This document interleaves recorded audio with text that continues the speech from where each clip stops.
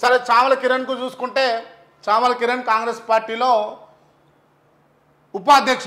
Congress party ఉపాధ్యక్షులుగా వ్యవహరిస్తూ ఉన్నారు. అదేవిధంగా బూర నరసయ్య గౌడ్ గారు చూసుకుంటేనేమో ఆల్రెడీ ఆయన భువనగిరి పార్లమెంట్ నుంచి ఎంపీగా తెలంగాణ ఉద్యమం తర్వాత తెలంగాణ ఆవిర్భావం తర్వాత గెలిచినటువంటి వ్యక్తి. భువనగిరికి బీఆర్ఎస్ పార్టీ నుంచి చాలా పనులు చేసినటువంటి వ్యక్తి బూర నరసయ్య గౌడ్. సరే క్యామ మల్లేష్ అంటే కాంగ్రెస్ పార్టీ నుంచి గతంలో బీఆర్ఎస్ పార్టీలో చేరినటువంటి వ్యక్తి, కొంచెం లీడర్గా ఎస్టాబ్లిష్ చేసుకున్నటువంటి వ్యక్తి. అదేవిధంగా సామాజిక వర్గ పరంగా చూసుకుంటే ఈయనకు కొంచెం ఓట్లు పోలరైజే అవకాశాలు ఉన్నాయి.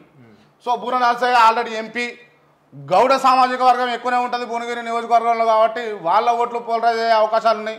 అదేవిధంగా భువనగిరి అంటే ఉమ్మడి నల్గొండ జిల్లాలో ఒక ప్రతిష్టాత్మకమైనటువంటి భాగం భువనగిరి కోట, భువనగిరి కిల్లా.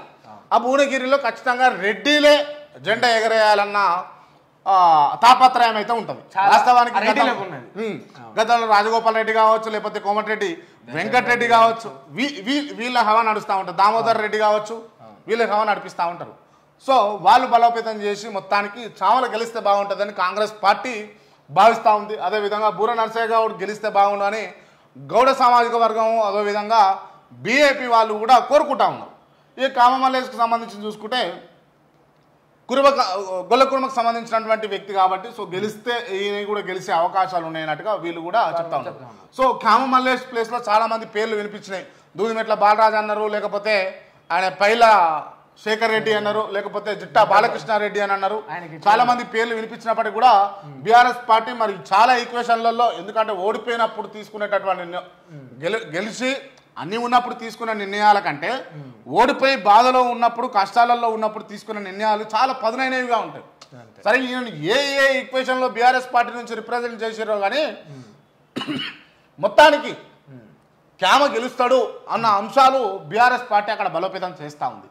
సో తీరా ఏం జరుగుతుంది అనే అంశాలు ఒకసారి చూడాల్సినటువంటి సిచ్యువేషన్ అయితే ఉంది.